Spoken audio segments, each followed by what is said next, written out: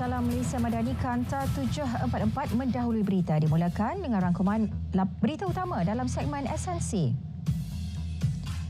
Malaysia dan Kemboja bersetuju membentuk Jawatankuasa Perdagangan Bersama JTC tahun ini bagi meneroka potensi perdagangan, pelaburan dan pelancongan kedua-dua negara. Menerusi mekanisme baharu itu, kedua-dua negara akan menimbang kerjasama antara Jabatan Kastam untuk memudahkan pergerakan barangan. Ketika ini, nilai pelaburan syarikat Malaysia di Kemboja telah melebihi $3 bilion. Peningkatan itu menjadikan Malaysia antara pelabur asing terbesar di negara berkenaan. Perdana Menteri menyatakan minat Malaysia untuk menjadi pemain utama dalam pembinaan saluran paip tenaga dasar laut. Pembinaan paip sejauh lebih 1,000 km itu bagi memudahkan penghantaran tenaga boleh diperbaharui dari Kemboja dan Laos ke Singapura. Selain daripada itu, Malaysia dan Kemboja juga akan meneroka laluan penerbangan baharu bagi meluaskan hubungan antara kedua-dua negara. Yang di-Pertuan Agong Sultan Ibrahim berkenan menerima menghadap Perdana Menteri Kemboja Hun Manet. Hun Manet dan delegasi tiba di Istana Negara pukul 3 petang. Majlis menghadap Sri Paduka Baginda berlangsung di Dewan Sri Mahkota. Turut menghadap Menteri Luar Datuk Seri Mohamad Hassan, Menteri Digital selaku Menteri Pengiring Gobind Singh Deo. 9 akta yang diluluskan dalam persidangan Dewan Rakyat yang lalu mendapat perkenan Yang di-Pertuan Agong Sultan Ibrahim. Yang di-Pertua Dewan Rakyat Tan Sri Johari Abdul memaklumkan perkara itu sebelum memulakan sesi pertanyaan menteri pada persidangan Dewan Rakyat. Kesemua akta tersebut turut diluluskan tanpa pindaan di Dewan Negara. Cadangan pengecualian kenaikan cukai jalan dan perkhidmatan SST ke atas bil air dan elektrik sedia dipertimbang kerajaan. Ia akan dibawa ke mesyuarat Majlis Tindakan Sara Hidup Negara (NAKOL) yang dijadual berlangsung 20 Mac ini untuk penelitian lanjut. Menteri Perdagangan Dalam Negeri dan Kos Sara Hidup Datuk Armizan Muhammad Ali berkata, melalui NAKOL, penggubalan dasar dan program yang dilaksana setiap kementerian dan agensinya akan beri pertimbangan terhadap elemen kos sara hidup. RM900 juta diperuntuk Kementerian Pendidikan bagi menyenggara aset tak alihnya tahun ini. Ia meliputi bangunan, tanah dan infrastruktur di semua sekolah dan institusi pendidikan kendaliannya. KPM secara berterusan akan memastikan kemudahan infrastruktur sekolah berada dalam keadaan baik serta kondusif bagi menjamin keselamatan dan keselesaan warga sekolah. 7,000 kandungan media sosial yang mempunyai ucapan kebencian berkaitan isu bangsa, agama dan raja 3R serta berita palsu telah diturunkan tahun lepas. Jumlah itu meningkat berbanding 271 kandungan pada 2022 dan 170 tahun sebelumnya. MCMC akan kemuka permintaan kepada penyedia platform untuk menurunkan kandungan berkenaan berdasarkan garis panduan masing-masing. Tiada sebarang arahan daripada kerajaan untuk turunkan mana-mana kandungan. Kerajaan sedang dalam proses merangka akta baharu merangkumi peruntukan berhubung tata cara dan penguatkuasaan kill switch. Menteri di Jabatan Perdana Menteri, Undang-Undang dan Reformasi Institusi, Datuk Seri Azalina Othman Said berkata, ia bagi meningkatkan keselamatan digital selaras keperluan semasa. Langkah itu mewujudkan satu sistem perundangan yang mampu bertindak kepada aktiviti penipuan dalam domain atau platform dalam talian secara automatik.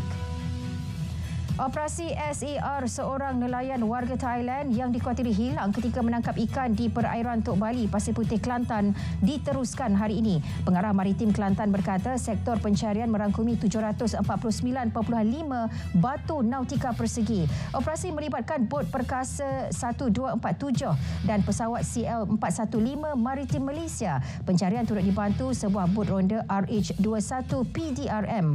Mangsa Ahmad Kamarudin, 48 tahun, dikatakan keluar menangkap ikan Sabtu lalu sebelum gagal dihubungi. 5 negeri dikenal pasti berisiko tinggi berlaku kebakaran hutan sekiranya pembakaran terbuka dilakukan semasa cuaca panas. Negeri terbabit ialah Selangor, Johor, Pahang, Sabah dan Sarawak.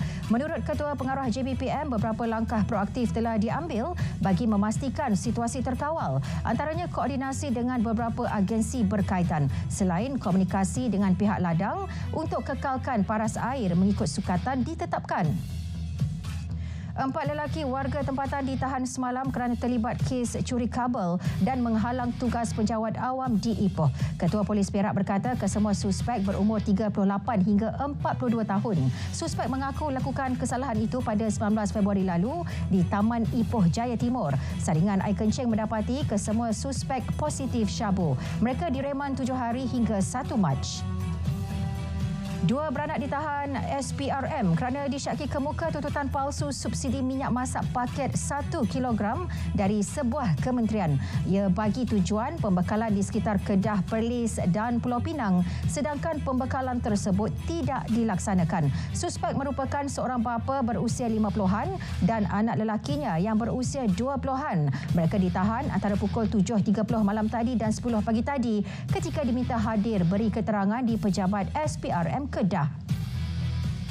Bekas pengarah syarikat pengimport bahan didakwa atas pertuduhan salah guna harta syarikat 2 tahun lalu. Bagaimanapun, tertuduh Eng Chiang Chong, 61 tahun, mengaku tidak bersalah. Tertuduh didakwa salah guna sebuah kereta jenis Mercedes-Benz GLC 300 Coupe milik sebuah syarikat import dan ekspor. Magistrate membenarkan tertuduh diikat jamin RM6,000 dengan seorang penjamin. Mahkamah menetapkan 2 April depan untuk sebutan semula kes serta penyerahan dokumen. Ini pula berhubung kes tular. Lelaki diikat dan dipukul hingga maut di Semenyih minggu lalu. 5 penghantar makanan didakwa di Mahkamah Magistrate Bandar Baru Bangi atas pertuduhan membunuh. Tiada pengakuan direkodkan kerana kes bunuh bawah bidang kuasa Mahkamah Tinggi. Mahkamah menetapkan 25 April untuk sebutan kes bagi serahan laporan kimia, forensik dan bedah siasat. Perbicaraan Datuk Seri Najib Tun Razak berhubung kes penyelewengan 2.3 bilion ringgit dana 1MDB di Mahkamah Tinggi ditangguhkan hari ini. Ia berikutan Peguam Utama bekas Perdana Menteri itu, Tan Sri Muhammad Syafiee Abdullah, mengalami palpitasi dan tidak dapat hadir prosiding. Timbalan Pendakwa Raya mencadangkan tarikh baharu untuk gantikan perbicaraan hari ini iaitu pada 14, 15 dan 27 Mac serta 1 hingga 5 April. Hakim bersetuju dan memerintahkan perbicaraan bersambung esok. 757 daripada 2,118 projek bawah kendalian JKR telah siap dibina sepanjang tahun lepas. Menteri Kerja Raya berkata baki 772 projek lagi masih dalam pembinaan, manakala 589 projek pula dalam proses pra-pembinaan dan kerja-kerja awalan. Bagi projek penyenggaraan, 8,851 telah siap tahun lalu, 473 kerja masih dalam pembinaan dan 25 kerja pra-pembinaan. Operasi dan Pembinaan Lembaga Tabung Angkatan Tentera LTAT tidak terjejas susulan peletakan jawatan 3 pegawai kanannya baru-baru ini. Portfolio Ketua Eksekutif dan Pengerusi LTAT kini diisi pegawai kanan sedia ada secara tanggung tugas. Calon-calon bagi mengisi jawatan berkenaan sedang diteliti. LTAT juga sedang memuktamad calon-calon berkredibiliti untuk jawatan Ketua Eksekutif. Skim perubatan madani diperhalusi dan ditambah baik dengan penumpuan kepada 10 daerah dan penerima tertentu. Ia bertujuan meningkatkan keberkesanan, kemampanan dan memaksimumkan impak skim berkenaan. Hanya isi rumah berdaftar dan pesakit yang pernah menerima rawatan layak bagi skim tersebut. Klinik swasta yang aktif di dalam daerah yang ditetapkan boleh terus menyediakan perkhidmatan berkenaan. Pemantauan di Bazar Ramadan akan dilaksanakan Kementerian Perdagangan Dalam Negeri dan Kos Sara Hidup KPDN. Ia bagi memastikan peniaga tidak mengambil kesempatan terhadap pengguna. Timbalan Ketua Pengarah Penguatkuasa Operasi Bahagian Penguatkuasa KPDN, Syamsul Nizam Khalil berkata, setiap tahun pihaknya menjalankan pemantauan secara menyeluruh di Bazar Ramadan di seluruh negara sepanjang bazar beroperasi. Kadar kemalangan jalan raya di Johor berkurangan 29.13% pada musim perayaan Tahun Baharu Cina yang lepas. Menurut Ketua Polis Johor, 1,187 kes direkodkan sepanjang kempen OPS Selamat 21. Jumlah itu menurun berbanding 1,675 kes pada tahun sebelumnya. Bagi kemalangan maut pula, 12 kes dicatatkan dengan 13 kematian berbanding 16 kes dengan 22 kematian bagi tempoh sama tahun 2023.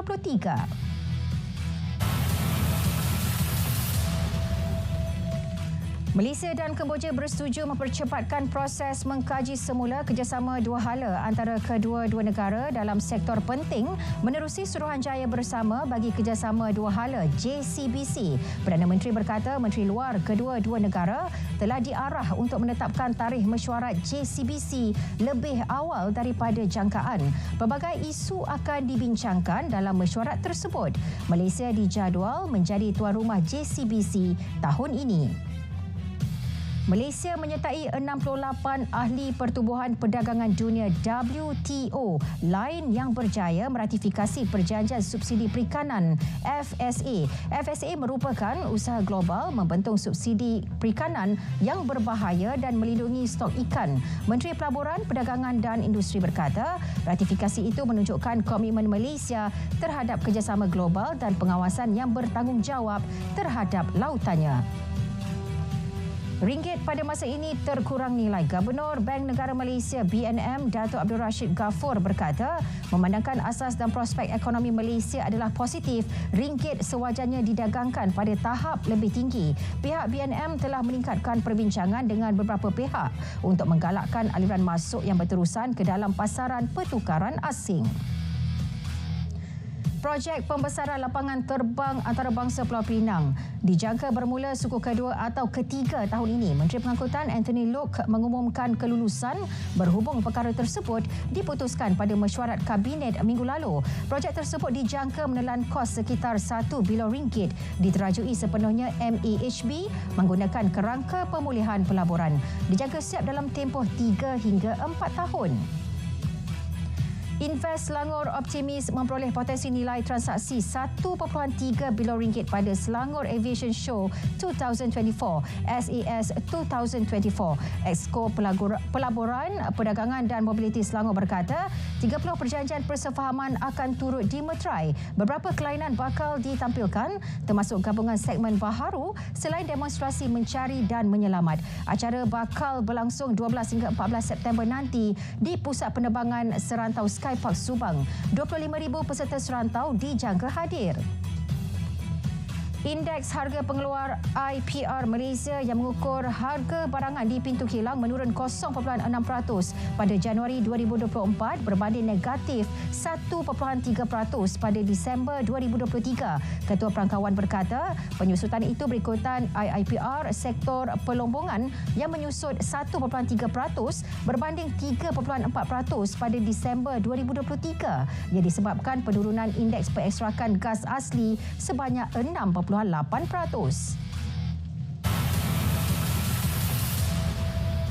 Hamas menegaskan Presiden Amerika Syarikat bertanggungjawab penuh atas kematian seorang anggota tentera Amerika Syarikat yang membakar dirinya di hadapan kedutaan Israel di Washington semalam. Ia berikutan negara itu menyokong rejim Zionis dalam pembunuhan beramai-ramai rakyat Palestin. Anggota tentera berkenaan Aaron Bushnell mendakwa dirinya tidak akan terbabit dalam kekejaman itu. Hamas turut ucapkan takziah dan solidariti terhadap keluarga dan rakan-rakan Bushnell.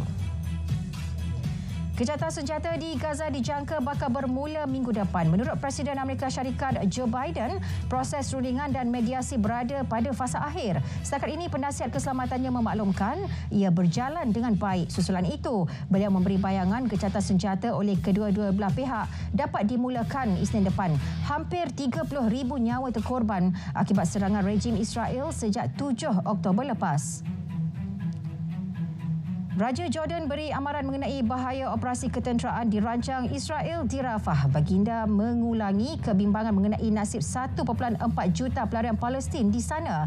Tegas Raja Abdullah, satu-satunya cara untuk menamatkan konflik ialah mencari penyelesaian kepada rakyat Palestin untuk mewujudkan negara sendiri di wilayah diduduki penjajah Israel. Kanta 744 berakhir di sini. Dari Sungai ke Segara, Palestin, Pasti Merdeka. Saya Nurul Zahira Razif. Salam Malaysia Madani.